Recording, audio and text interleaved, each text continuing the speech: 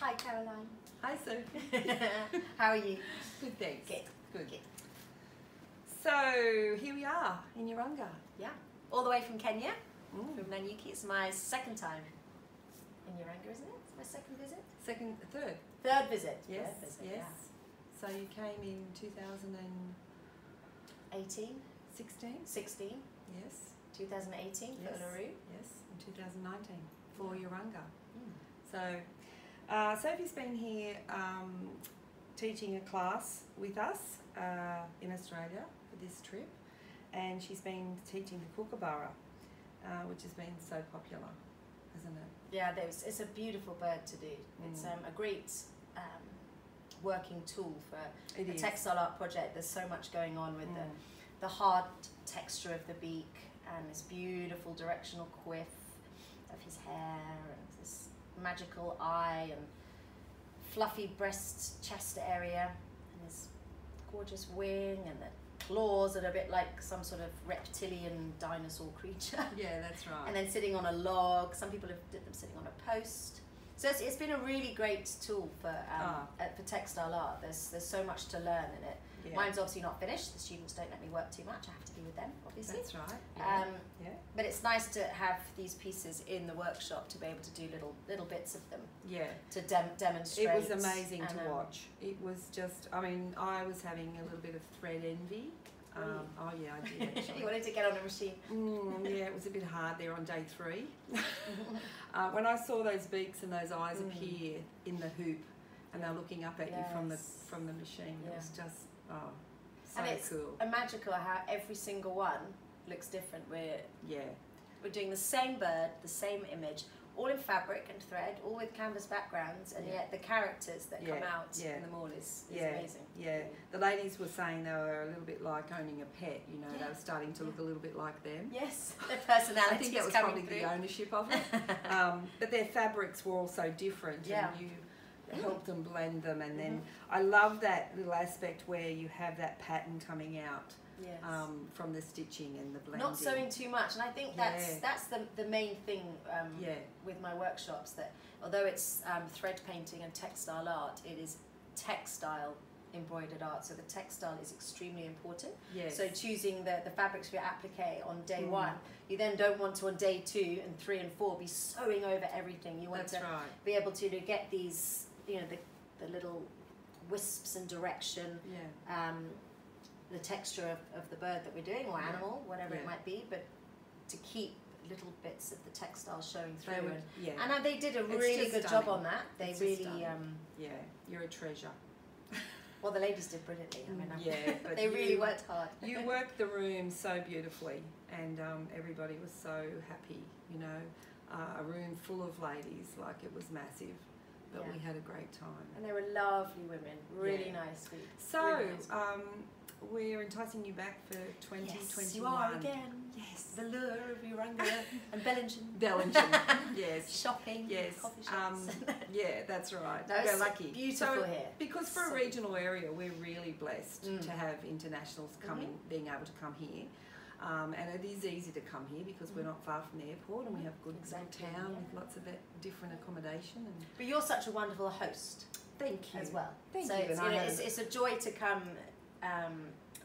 You know, when you start visiting a place, so when I started visiting Australia, and it was actually the first time I'd ever taught internationally, you know, when you meet a host and you have a good experience and you get on well as friends, but also as a working relationship, why change it? You wouldn't actually bother going to find a different host in Australia. Well, so I remember thinking when I put you on the aeroplane the first time, thinking it was like letting family go, you know. So that was really interesting that happened as well. So. And so when you come back in 2021, we'll probably have a different project. And yes, there's already the students were saying, oh, let's do a pelican. And I heard someone say a tiger qual, and so we'll see whether it's a furry animal or a bird. Actually, someone said fish. They'd like to do a fish. Yes. So we'll have to look at another good topic. Yeah, that would be. But something from around here would be nice. Something coastal. Yeah, it is nice. Yeah. So home. So tell us about home. Well, I live in the bush. which is nice because the Australians can understand what the bush means. So, you know, in the wild, lots of wild animals around us, but we live at very high altitude, about 6,000 feet, which is about 1,900 meters, up by on the foothills of Mount Kenya. Mount Kenya is the second highest mountain in the whole African continent. So it's a very special place. Yeah. Yeah, I love it. Love Africa. And what took you to Africa in the first place? My husband, at the time, A boyfriend. bloke. Yeah, a bloke. There's normally a man involved. So yeah, that's where how I got to Africa. First South Africa. We were in Cape Town for 9 years, and then when we had our first child, Finn, we moved to Kenya. It was a little bit safer than South Africa, and also but more wild as well. You know, you can live in the bush is what we really enjoy. Yeah, and we're also fascinated with your story. You know, where you live and lions in the garden. That's right. Hyenas at night. Yeah, you can hear them in the distance. So yeah, then we moved to Kenya. We've been in Kenya now for 9 years. Yeah. And the Seychelles in the And the Seychelles in between. We had a year in the Seychelles, and it's still very much involved in our life. Andre, being a global fisheries expert, he still deals with the government there, the Ministry of Fisheries. The Seychelles is a big hub for his work, but also for mine. The artwork and the kind of art networks in the Seychelles is amazing. I've been really accepted into the art world there. I'm part of a joint art gallery where we all exhibit together, as well as having solo shows, and we all visit each other's studios, and I've got a great printers there for my art, art prints. Okay, so that's where your prints come. Yeah, my tax man's there, my bank account, my everything's, and I'm still a resident of the Seychelles, so I have a boat there, not a house. But so we may end up moving back there at some point. Okay. And it's only 3 hours from Kenya. Yes. So you have your prints. You mentioned your prints. So do you have like just a run of different designs that you choose? Yes. And do you change that? Or I do change it. So I do limited editions, so there's only 100 of each. So I think a couple of them I'm at sort of 56, 58. So I think that's for the silverback gorilla and Satal the elephant. And so once they're sold, that's it. I won't do any more of those particular ones. And apparently a true limited edition needs to be under 150. And then it becomes a poster. But it's also, it keeps it fresh for me, fresh for people buying them, more exclusive. So and because I'm producing artworks all the time, it's nice to not keep, not to do 500 editions of something. So, but I only choose a selected few. I don't do all of them because I probably create 3 pieces, I would have thought, a month of original pieces. And they're commissioned? Yes, small pieces. It could be a small piece, a medium piece, maybe a large piece. And so I only choose a selected few. I don't do them all as prints. So those of us that have a print, it's pretty special. I have. It's a really nice thing to do. Not everybody has a wall space of 2 meters for a rhino. Yeah, that's true. If you want a rhino, you can get them in a print of 60 centimeters. And that's on your website. That's on my website. I have a shop on my website. And that is, your website is SophiestandingArt.com. Okay, simple to my remember. name is easy to remember. Fantastic. Sophie Standing Art. Yes, very good. So the viewers can go there and they can easily purchase a print. Yes. If they, and it's always nice to be able to get a piece of artwork. If you can't get to a class or afford an original. I mean, I don't even have an original of my work. My husband says I have to sell them all. Pay the school fees and build a house. Well, that's keeping it real. But no, prints are a great reality is a good thing when you're an artist, I think, too. But you can also contact me via the website to talk about commissions for originals as well. Yeah, that's right. And to talk about classes or things that I do, just to have a chat. Yeah, that's right. Very good. Yeah, because I know you're really easy to get along with and easy to host, and it's a pleasure. I enjoy being with people, and I think what's also lovely about teaching and coming away like this is that you get out of your studio where you're always by yourself with your own work, especially when you live in the bush in the middle of nowhere where you don't have art galleries and artistic people around you. So to come away and go on tour and just be with a huge group of ladies who are just all fascinated by threads and fabrics and art is so wonderful. Yeah, you all learn from each other. Yeah, you do. I often say that in class myself.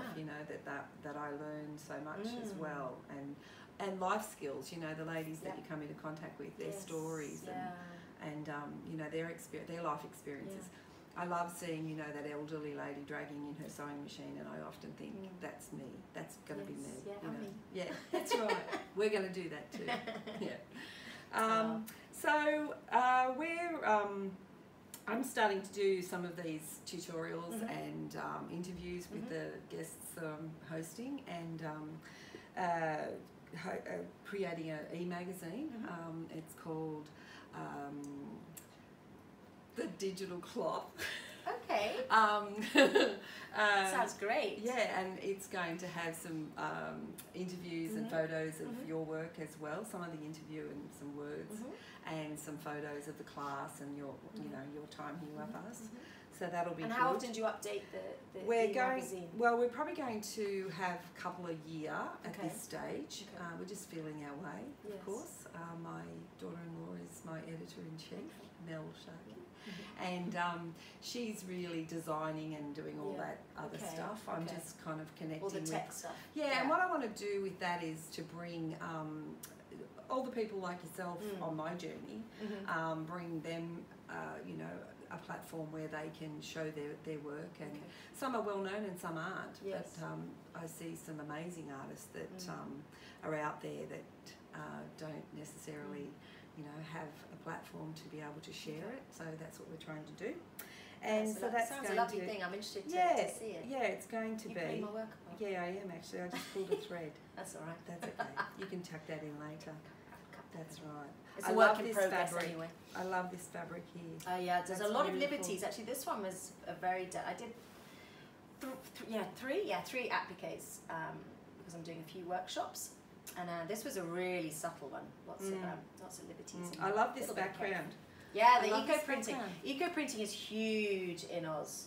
I think it's probably the country that does eco printing the most. There's a huge following, and there's a lady called India Flint. Yes. Who does amazing workshops. Yes. She's on Instagram. She's called Prophet of Bloom, and she's really fun to follow. Yeah. Really interesting lady. Yeah, I think I have her book. Yes, I've got two of her books. Really fun.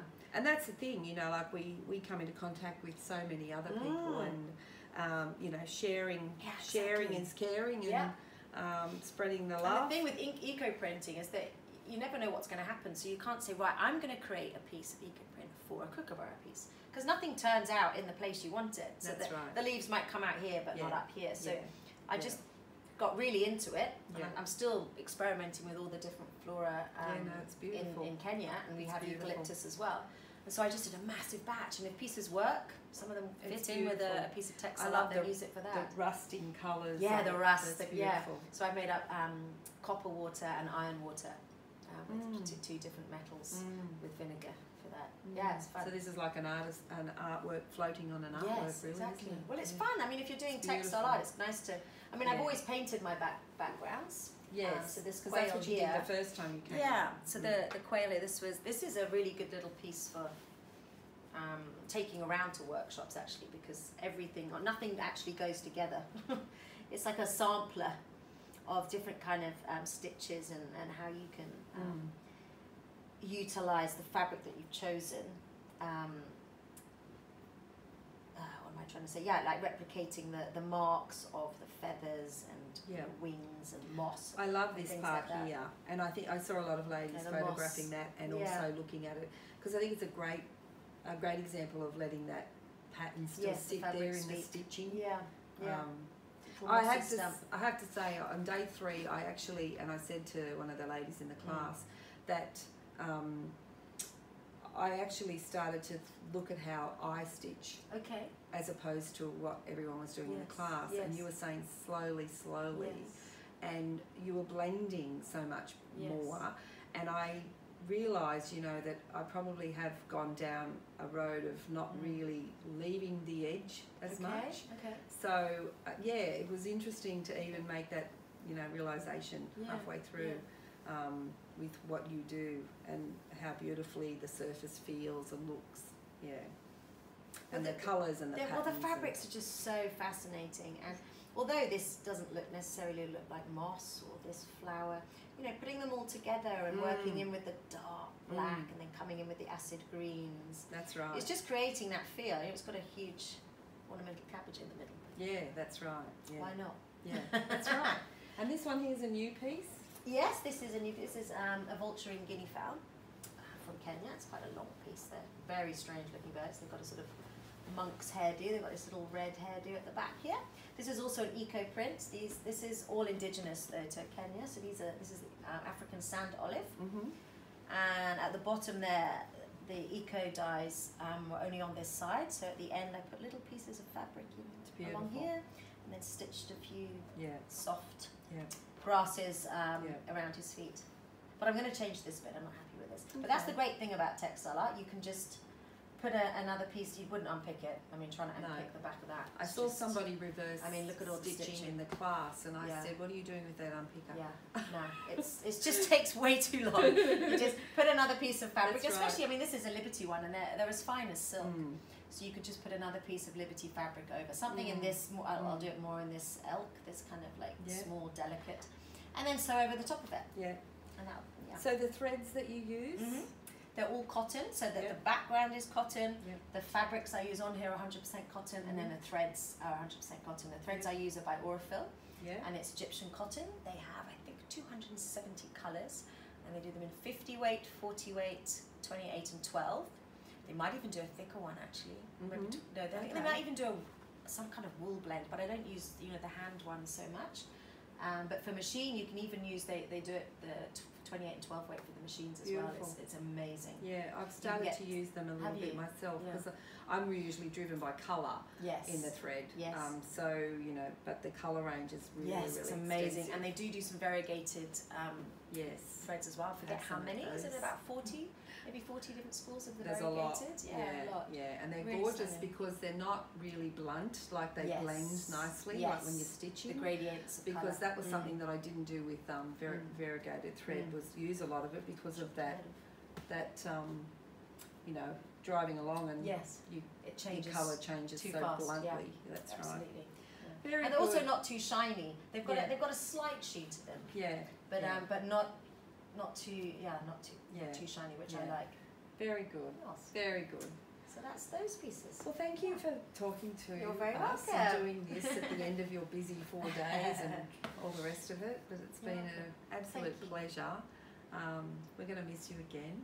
And I'll be back. I'll be back. Yeah, thank you for having me again. And you're off to Victoria tomorrow. Yeah. And then back to Perth before you head home again. To Melbourne. I'll be in Geelong. Well, Werribee actually as well. Yeah. I'll be teaching in Werribee. Yeah. And then with Heights Sewing Centre with Tracy's in. Yeah. That's my second time with her. Yeah. And then back down to Perth with Handcrafters House. Yeah. With Michelle Pearson. Yes, and you and Michelle have had some exciting news. Yeah, we have. So we both entered Houston for the first time last year. Neither of us had ever entered a quilt into, I don't think, any competition actually, let alone Houston International Quilt Festival. Michelle had never entered a quilt competition either. That's right. So we decided it'd be good to let's do it together. And I don't do patchwork, and she doesn't. Well, she does actually do some. When she has time. Yeah, when she has time. Running that busy yeah, shop. Exactly. She has so many things going on. All of the amazing tours she does around the world, all her fabric tours. So we decided it'd be good to collaborate. I would do the thread painting, and she would do the patchwork and the quilting. So that was a mission from between Kenya and Australia. This quilt going back and forth. Yeah. And that was really exciting, and and then they said to us, "Will you do another one next year?" No, not yet. It took a lot of planning. We chose the fabric about 2 years in advance. Yeah. Obviously, wouldn't make it 2 years in advance, but doing a lot goes doing into it from like 2 different countries is a huge undertaking. Yeah. I've just done a collaborative with an artist in another state. Okay. And that's been enough. Yes. So yeah, and that'll be in Sydney Quilt Show this year. Fantastic. So I think it's lovely to do that collaboration, It really and sharing of different techniques and personalities and colour and environments and all of that. So it's really exciting. Yeah, I'd like to do that more. You should. And this person, Ingrid Clare, is an artist, and she's painted the scene, and I've stitched it out and done the quilting. But the beauty of that is we did a collaborative workshop as well. So that was something that she painted and then I stitched. Okay, so and you've worked together before. We've worked together before, so that's really lovely as well. I think that's the connection of a collaboration. Yeah, doing that. So. Okay, so we have to take you off to go home, go to Victoria and say goodbye. Yes. So Thank until you next very time. much. Thanks. Bye. Mwah.